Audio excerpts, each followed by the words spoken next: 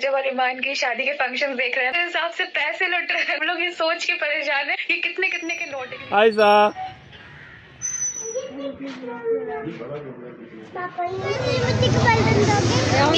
अच्छी है।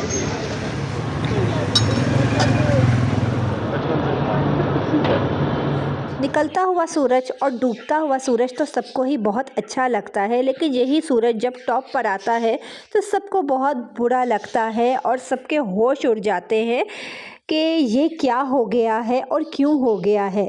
तो बिल्कुल जनाब, कुछ ऐसा ही हुआ है। पिछले दिनों आप लोग भी यूट्यूब पे देख ही रहे हैं, चर्चे हैं हर जगह रजब भट्ट की शादी के। पहले चर्चे थे उनकी शादी के, उनके इवेंट्स के, शादी में जो इतना पैसा उड़ाया गया उन तमाम चीज़ों के, और उसके बाद एकदम खबर आती है कि रजब भट्ट को गिरफ़्तार कर लिया गया एक प्रोपेगेंडा के तहत पे। कुछ लोग ये भी कह रहे हैं कि ये भी इनकी एक प्रैंक होता है, व्यूज़ बढ़ाने का चक्कर होता है। तो ये सब कुछ अल्लाह जाने सही किया गलत किया या वाकई प्रैंक था, लेकिन फ़ायदा तो उनको इसका पॉजिटिव इम्पैक्ट तो बहुत ज़्यादा मिला ही है। हर जगह हर तरफ आजकल रजब भट्ट की शादी के ही चर्चे हैं, और यहाँ तक कि इंडिया की सबा इब्राहिम वो भी चुप नहीं रह सकी और वो भी बोल पड़ी कि यार इतना पैसा शादी पे लुटाया गया है कि वो भी ये चीज़ देख के हैरान रह गई कि सिर्फ पाकिस्तानी नहीं, पता नहीं कौन कौन सी करेंसीज में पैसा लुटाया जा रहा था। तो चलें जनाब, अपने व्लॉग का स्टार्ट कर लेते हैं।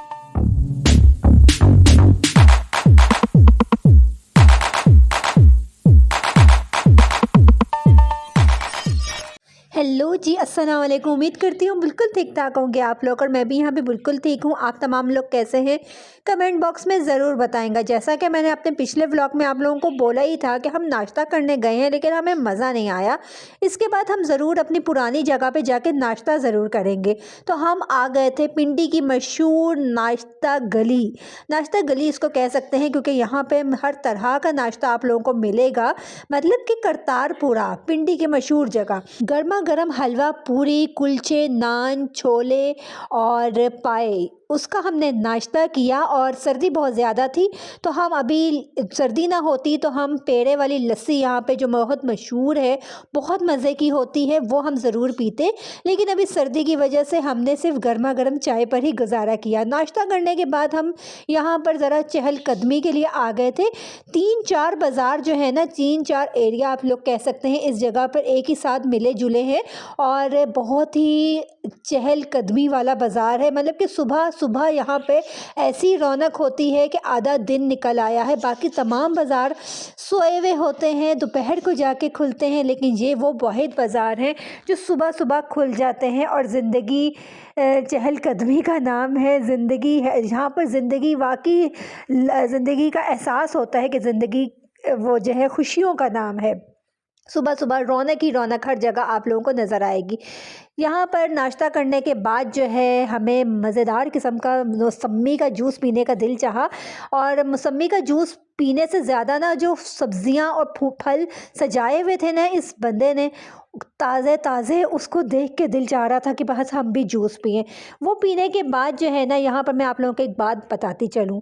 ज़िद्दें आप उसके आगे ही करते हैं जिसका आपको पता हो कि ये इंसान आपकी ज़िद पूरी कर लेगा। तो अल्लाह का लाख लाख शुक्र है कि माँ बाप की तरह मैं अपने शोहर की भी बहुत लाडली हूँ और उनके आगे ही अपनी ज़िद्दों की दरख्वास्त पेश करती हूँ। तो यहाँ पर ज़िद नंबर 1 मेरी यही थी। वो तमाम ज़िद्दें, ये भी मैं बताती चलूँ कि वो तमाम ज़िद्दें जो पूरी करने वाली होती हैं वही वो पूरी करते हैं, और ऐसा ही होता है।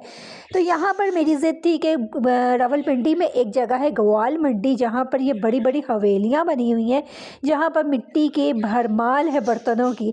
तो वहाँ मुझे जाना है, मिट्टी के बर्तनों की शॉपिंग करनी है। तो बस जनाब, ये ख्वाहिश भी पूरी कर दी आज मियाँ जी ने, और मैं यहाँ पहुँच गई और मिट्टी के बर्तनों की खूब सारी शॉपिंग की। मेरा बस नहीं चल रहा था कि वो पूरी दुकानें उठा के बस अपने घर ही ले चलूं। आप लोग देखते ही आए हैं कि मेरे व्लॉग्स में कितना ज़्यादा मैं मिट्टी के बर्तनों को इस्तेमाल करती हूँ, क्योंकि आपकी बहन को, आपको मालूम ही है कितना ज़्यादा शौक़ है मिट्टी के बर्तनों का। अभी फिर से हम बात कर लेते हैं रजब भट्ट की, क्योंकि हर जगह उसी की बात हो रही है। पैसा इतना लुटाया गया, शुक्र है अल्लाह का। मैं कभी भी किसी को देख के मेरे दिल में नहीं होता कि वो ऐसा क्यों कर रहा है। बेशक कोई भी अनजान से अनजान बंदा भी हो, जिसको हम नहीं भी जानते, फिर भी उसके लिए भी मेरे दिल से माशाल्लाह ही निकलता है कि माशाल्लाह अल्लाह इसे और दे, अल्लाह इसे और दे। और मेरे दिल में नहीं होता कि यार कहाँ से आता है इनके पास ये पैसा। ये तो हकीकत है कि जब आप मेहनत मज़दूरी कर रहे होते हो, फाकों में ज़िंदगी गुजार रहे होते हो, आपके गैर क्या आपके अपने रिश्तेदार भी आपके सर पे हाथ नहीं रखेंगे और आपको मदद करना तो दूर की बात, आपको तसल्ली भी नहीं देंगे।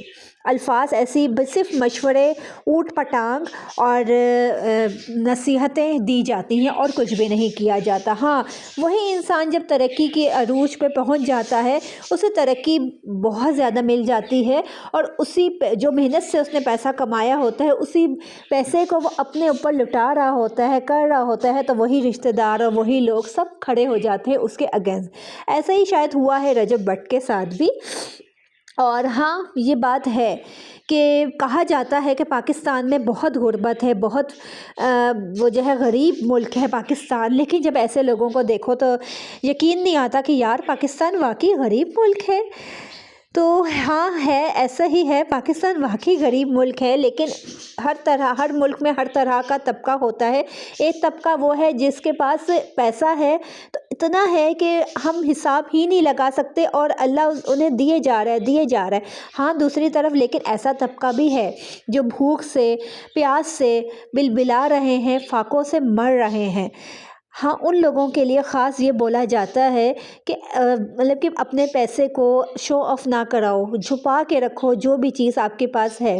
क्यों? जब वो लोग जो फाकों से मर रहे हैं, ऐसे लोगों को देखते हैं तो उनके दिल में हसरत होती है कि वो अल्लाह ताला से बोलते हैं, सवाल करते हैं कि अल्लाह, उनके पास तो इतना सब कुछ है और आप मज़ीद उन्हीं को दिए जा रहे हैं और हमारे पास कुछ भी नहीं है, हम फाकों से मर रहे हैं। तो उनके दिल में वाकई ये चीज़ होती है। तो ऐसे लोग जो बहुत ज़्यादा तकलीफ़ में हैं, फाकों से ज़िंदगी गुजार रहे हैं, तो ऐसे लोगों को ही देखते हुए इस्लाम में भी है कि अपनी चीज़ों को, हर चीज़ को शो ऑफ़ मत करवाएं और छुपा के रखो। लेकिन एक बात ये भी है कि लोग जब ये देखते हैं कि जैसे रजब भट्ट ही की मिसाल लेते हैं कि इतना पैसा लुटाया है, तो लोगों को ये नहीं नज़र आता कि ये लोग दूसरों की मदद भी उसी हिसाब से करते हैं। इतना पैसा जो शादी पर लुटाया गया, उस पर लोगों ने ये भी कहा कि यही पैसा आप किसी गरीब को दे देते तो यार आपको क्या मालूम कि वो गरीबों को देता है या नहीं देता है। बिल्कुल करते हैं, लेकिन अगर वो ये सब कुछ बताने बैठ जाए तो वो भी यही होगा कि दिखावा कर रहे हैं, सौदाबाजी है, नया नया पैसा देख लिया है, वही बातें होंगी।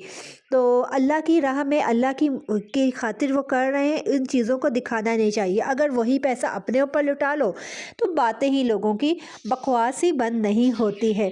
तो मैं समझती हूँ कि जियो और जीने दो, बस यही कॉन्सेप्ट होना चाहिए। लेकिन वही बात है कि हम लोगों को नेगेटिव सुनने, नेगेटिव बोलने, नेगेटिव देखने की आदत हो गई है। कोई इंसान कितना भी अच्छा काम कर रहा है, वो हम ना सोचेंगे, ना बोलेंगे, ना समझेंगे, बस जो नेगेटिव पॉइंट कोई भी होगा वही उस पर ही हम सिर्फ बात करेंगे। लास्ट में फिर यही कहूँगी कि खुश रहें और खुशियाँ बांटें। अगर आप खुशियाँ बांट नहीं सकते तो दूसरों की खुशियों को देख के हसद भी और तकलीफ़ भी मत करें। अपना बहुत ख्याल रखेंगा, दुआओं में याद रखेंगा। मिलूंगी आप लोगों से फिर किसी और व्लॉग में। इसी के साथ इजाज़त लेती हूँ। अल्लाह हाफिज़।